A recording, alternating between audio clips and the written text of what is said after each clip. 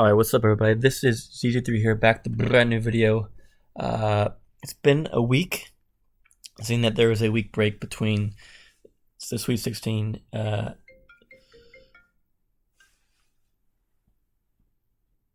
then the Final Four. So, the championship round, the Final Four, was this weekend, and it was pretty cool. We also had the women's Final Four. And so before I get into the men's Final Four, while we didn't do a bracket for the women and have been covering them, I do want to cover their Final Four because it was a pretty historic and very cool Final Four, and probably was one of the bigger Final Fours in women's basketball history, in that it garnered a lot of views, garnered a lot of money, and it was a big step for women's basketball. I think the championship game was probably the biggest game in women's basketball history, just in terms of how people were watching and the publicity around it. And it was absolutely ruined. Their chance to put women's basketball more so on the map, it was absolutely ruined by the refs, and then it became very racially charged. So we're going to be talking about that a little bit. So for some pre-context, in the Final Four, we have number 1 seed Virginia Tech versus a 3 seed LSU. Now, LSU only lost 2 games the whole year. Meanwhile, Virginia Tech lost 4 but won their tournament. Now, I think LSU's only 2 losses are probably to South Carolina, I'm assuming. So I'm not sure why they were such a low seed as a 3. I mean, maybe making the argument they shouldn't be a 1 because they didn't win their conference, but at least a 2 seed, not a 3 seed. That's a bit wild to me. On the other side, we had undefeated South Carolina, the defending national champions, again undefeated, hadn't lost in like 46 games, playing Iowa against Caitlin Clark, who is arguably one of the best college basketball players ever, a prolific scorer, just unbelievably talented in terms of women's basketball standards. And Iowa upset South Carolina, gave them their first loss of the season. Behind the last 2 games, she'd had like 35 and 47, so she was going off. Obviously, I think in the South Carolina game, she either scored or assisted on 75% of all of their points, which is very impressive. I think she scored like 17 points in a row at the end of the game or something around those lines. And then the championship game, LSU versus Iowa. LSU, pretty similar to South Carolina, to be real. They have very good posts, who's very good at rebounding the ball, and they have a lot of good guard play, a lot of good shooters. And LSU was lights out. I think there was one girl who made her first 6 shots, or first 7 shots. She had like 21 points in the first half, and they were like shooting like 60% from 3-point field goal range, and it was unbelievably crazy. They were up for quite most of the game. It wasn't really even close. They ended up winning by almost 20 or something around those lines. But the real issue with this game that I had personally was the officiating. It was, quite frankly, the worst officiating game I have ever seen in my entire life. There was a 100% clear bias. I would not be surprised if there was literally a locker room discussion with the refs saying, hey, you're going to call heavily in favor of LSU. It literally was borderline cheating. I know I complained about the Miami and Texas game earlier in the men's bracket, but this was another level. This was the entire game. This was the worst officiating game in the history of any sport, not just basketball, but any sport, period. And it was downright disgusting, really. Caitlin Clark has garnered a lot of support for women's college basketball because they want to see her dominate. And there was a lot of people watching that game. And the tickets were very expensive. It was a huge game for women's basketball to put it on the map and to garner more respect and more viewership. And it was absolutely ruined by this travesty of an event. And here's what I'll say about it. It wasn't just ref as well. They were grabbing on the Caitlin Clark constantly. You can literally watch the footage of them grabbing their arms, pushing her, and they weren't calling anything. That should have been a lot of handshake fouls constantly. LSU probably should have had about 40 fouls in the first half alone. They were fouling her like crazy. There was a difference between being aggressive and just fouling someone. That's what they were doing. They were simply just fouling her and grabbing her so that she couldn't get to what she needed to do. It was absolutely ridiculous. And then we had one player, number 13. She was flopping. She had 3 flops in a row, 2 of which were called for charges, should have been charged. She should have been given a technical for flopping. Let's be real. It was unbelievably. It's disgusting, really. It's really disgusting to watch what the refs did. I mean, they should be banned from ever refereeing a game ever in their lives. It was clear bias, clear absolute cheating. I wouldn't be surprised if someone paid them off or someone said, hey, it's black versus white. You got to call in favor of the black people. Now, I wasn't going to try and put race in it, but then race was put into it. It's now a very racially charged game. Let's be real. All three refs were black. Iowa, besides maybe one player, was all white. LSU is all black. See the correlation there? I mean, people race bait all the time. Let's be real. People race bait all the time. Arguably, some races race bait more than others. Is this race baiting? Maybe, maybe not. But the correlation is there. It's undeniably correct that the refs were the worst refs in the history of... I can't even begin to tell you how horrible it was. It's awful. And then there was a technical on Caitlin Clark for Lily just throwing the ball away. It didn't need anything. And then there was a call with Angel Reese. She'll be talked about a little bit more. She literally elbowed someone and drove her elbow into someone's chest and wasn't called for a foul. In fact, it was a defensive foul on Iowa. And then the same thing happened over against Iowa, and the girl wasn't pushing her elbow into someone. She was literally just making a basketball move and rotating. No, Angela Reese literally shoved her elbow into someone's chest. But the Iowa girl called for offensive foul. It's so clear that they were doing this on purpose. I mean, there's no other explanation that these refs are that bad. They were doing this on purpose. This was a targeted attack on Iowa to ensure that they lost, and all the refs were black. Let's just be real. And then, towards the end of the game, now Caitlin Clark is a very, very good player. And so there was some footage of when she was playing Louisville. And I guess she was up by a lot, had just hit a shot. And it was a timeout. And as she was walking by one player, going back to the timeout with the team, she did a "you can't see me" where she put her hand over her face. A simple gesture as they were walking by, nothing too big. In the heat of the moment, that's understandable. I'm sure. Apparently, this same chick was talking shit to her a lot of the game. So when you talk shit, you better get ready to get it back. And so towards the end of the game, it was the same little white girl that she was gesturing to was probably saying something, and Caitlin Clark said, "Shut up, you're down by 15." That is fine. So people are trying to draw this conclusion that Caitlin Clark did it. So can Angela Reese. But the context is what matters here. People are ignoring the context, and here's why they're ignoring the context. It's because Angela Reese is black. And so because people are saying, oh, she's doing all this trash talking and she has no class, now people are putting out the race card that because she's black, she's blah, blah, blah. No. There's significant contextual difference between Caitlin Clark's trash talking game and being competitive versus Angela Reese, which is a totally different thing and totally uncalled for. So at the end of the game, she's doing the same gesture to Caitlin Clark, and she's following her. Like, the game's over and pretty much over, and she's literally following her across court and doing the same face, and then she calls her a hoe. Like, that's just uncalled for. And then she's pointing on her ring at all the players. That is totally unclass, totally unbelievable. Not to mention that their head coach LSU is a bit of a flamboyant character and definitely was deserving a few technicals. He literally was on the court for like 70% of the game and was running into refs and was screaming, yelling at them, and she didn't get technical. It is clear bias. Now, as I said, there's a clear contextual difference between what Angela Reese did and what Caitlin Clark did. Again, all I'm saying is that the reason why it's been such a big issue is because Angela Reese is black. If she was white and had done the same things, people would probably be agreeing 100% that what she did was very unclassy. But because she is black, all of a sudden this race card is pulled and that people are being racist and they're trying to say that, because she's black, she's a thug, whatever. No. The truth of the matter is that she has no class. It's a borderline immature statement. It ruined people's opinion of her. And at the end of the game, in her press conference, she then had the gall to try and support what she did. And it proved my point, I believe, and a lot of people's point, that she does have no class. And she says that for all year people were calling her ghetto and that she was too hood and that they were putting her in a box and this narrative. She says, I don't fit that, blah, blah, blah, blah, blah.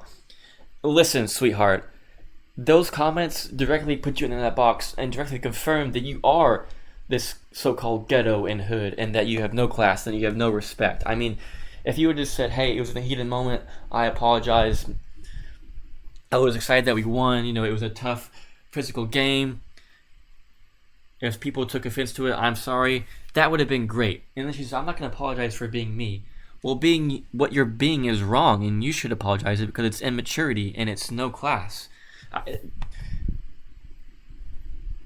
Honestly, Coach K needs to come back and coach LSU and put some class into them because, good Lord, and it starts at the top. So it's obviously their coach's fault because their coach is in charge of culture in a basketball program.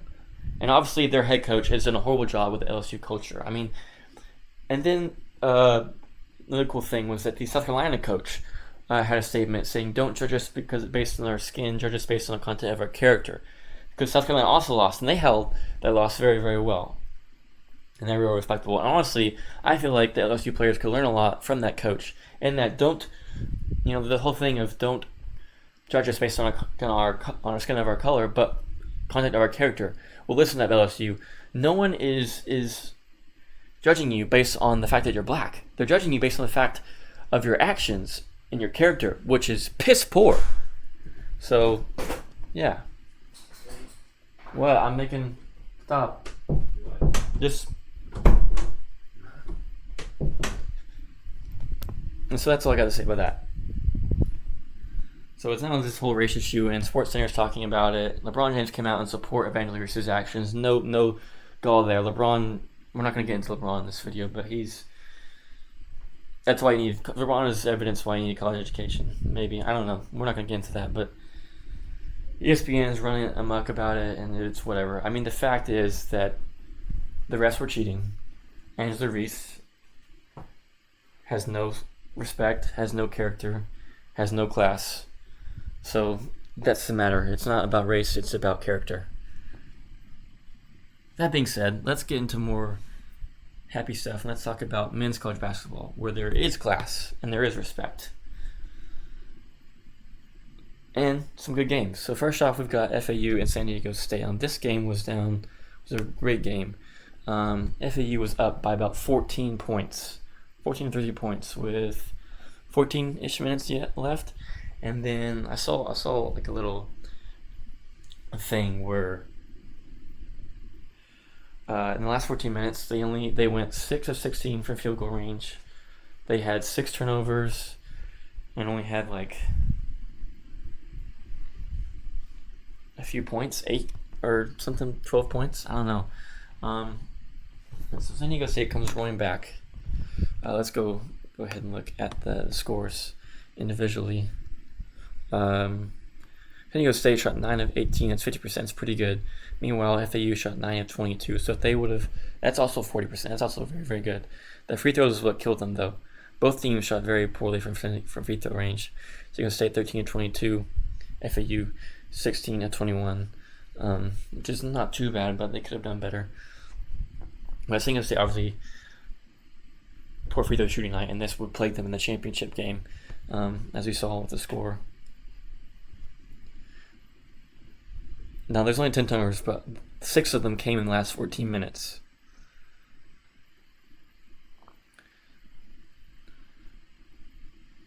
Let's look at their star players. I mean, they had a pretty good game. I mean, this one guy had 26. So anyways, so we're going down the wire. FAU misses a shot. This is like 10 seconds left. San Diego State comes down. They give it to Butler. And he goes down to the right corner towards the wing and shoots a shot. And he makes it. And so San Diego State wins on a buzzer beater, which was pretty impressive. One of the very few buzzer beaters, funny enough, in this tournament. And they win. And they beat FAU. Now, FAU, for those of you who don't know, this was they've only been in a tournament 2 times. First time they lost. And so this year, every game they played so far, they had won. So it was a tough loss. I really think that they should have won that game. But as I said, San Diego State is a really tough team, very good defensive team, and no lead is safe unless you're a really, really good team. As we can see in the championship. Cool thing about FAU is they're getting all their players back, so they could very well be here next year. Probably will be a higher seed. I think they were very underseeded. Should have been probably top 6 seed. But yeah, good season for them. Great start to a new team that could be a potential common stay in the tournament. I hope so. Really great team. And then Miami and UConn. As we know, I'm not a big fan of Miami, Florida, because they beat Texas. And again, with some refereeing issues. They're playing UConn. Now this game was not close, to be frank, at all. UConn continues its domination. I think their average margin of victory in this tournament is like 10 to 15 points, and they're like had 103 more points than their opponents. They were dominant all tournament long. Arguably, they played against a lot weaker opponents because the higher seeds were losing a lot in their bracket, but still, they were a dominant team, the best team in the tournament by far, and they beat Miami. And then San Diego State and UConn in the championship. This game was also not very close. Also looked at that thing of like when UConn was down. There was one game where they were only down 2% in the game, 55 seconds. There were two games where they were never down, and the games that they were down more were against lower seeds. This game, they were down by about 4 minutes. They took the lead, and they were down by about 4 minutes, and then they took the lead, and they never gave it back. They were up by 10, 15 for most of the game. They should have been up by about 20 at half. They were shooting incredibly well. Great defense. I mean, great defense. Very disciplined defense, not fouling a lot. It was almost impossible for San Diego State to put up good shots and get into the paint. And they were doing very well in transition. They were a little bit turnover prone, which was why it was a little closer than they thought it was, and also why San Diego State made a run towards the end. But the different thing about UConn as against other teams is that UConn is the first team where San Diego State has made a run and has come back and brought it within a couple points that UConn would respond by making shots, playing good defense, keeping them from scoring, and because they responded, they ended up winning the championship. The first team to do that. Texas didn't respond. Not Texas. Alabama did not respond. Creighton did not respond. FAU did not respond. UConn responded. Therefore, they won, and won very convincingly. And they were clearly the dominant team in the tournament. At one point, they were 14-0 and were the dominant team in the country. So, and then they went on like a 2-6 run in January. But they're back and proving their dominance. Great season, a lot of ups and downs. That's what makes a champion, is ups and downs, sticking together and still getting better. Cool thing about UConn. Well, let's first talk about this Final Four and its significance of it. As I said previously, this is the first Final Four in March Madness history where a top 3 seed was not in the tournament. We had 3 out of the 4 teams making their first ever Final Four appearance. San Diego State's first ever championship appearance. Again, FAU had never won a tournament game until this year and won all their games until the Final Four. We had another number 1 seed go down. We had another 2 seed go down and a 15 seed make it to Sweet 16 again. We had no perfect brackets after the very first day. I don't even think we had a 1 seed in the Elite 8, to be real with you. It was probably one of the best March Madnesses in terms of its unpredictability and how there was no true dominant team other than really UConn. I kind of predicted this early in the season, as I feel like normally in college basketball you have those couple of dominant teams that are just absolutely 100% better than most teams I play. I feel like in this season, that there was no real dominant team. I mean, when we saw Kansas losing by 20 and 30 to Texas and Kentucky and then beating other teams, then we saw Texas losing a lot of games, and then we saw Duke and Kentucky and Villanova not do too well this year and the season. Gonzaga not do too well. UConn had that spurt where they went 2-6. There were no true dominant teams, and so I said that it's because there's no true dominant teams that March Madness is going to be unpredictable, and I was correct. March Madness was unpredictable. This was one of the most unpredictable March Madnesses ever, one of the most craziest, most upset-filled March Madnesses ever. Kansas got knocked out by 8 seed Arkansas after having a horrible season, even though they're very young, very talented. So, it was probably one of the best March Madnesses ever.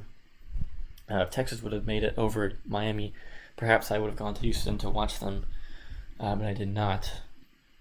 Anyways, that's the end of March Madness for this year. I will see you again probably in a year. I'm not too sure if I'll be making any more videos, creative gaming videos for a while, but we will see. But definitely we'll be back next year for another rerun of March Madness. Cool thing about this one is that this was Jim Nance's, who was the announcer. That was his last March Madness ever. So it's sad to see him go, but he's always been a staple of March Madness. But it was a great year and a great send-off for him. Definitely a great send-off for him. Thanks for watching. Again, leave a like button if you enjoyed the videos. Don't forget to comment how your bracket did. If you were in any teams or any tournament challenges, how did you fare? I personally won my bracket with my family. Didn't Not too bad. I remember actually in one of my brackets, my Sweet 16, I had 12 out of 16 Sweet 16 picks correct, and then I fumbled the bag in the Sweet Elite 8, and then by the Final Four, I had no teams left. So yeah, yikes. Anyways, what a great tournament. Again, thanks for watching all the videos. It's been a blast, as always, and I will see you guys, at least in this type of videos, next year. Adios.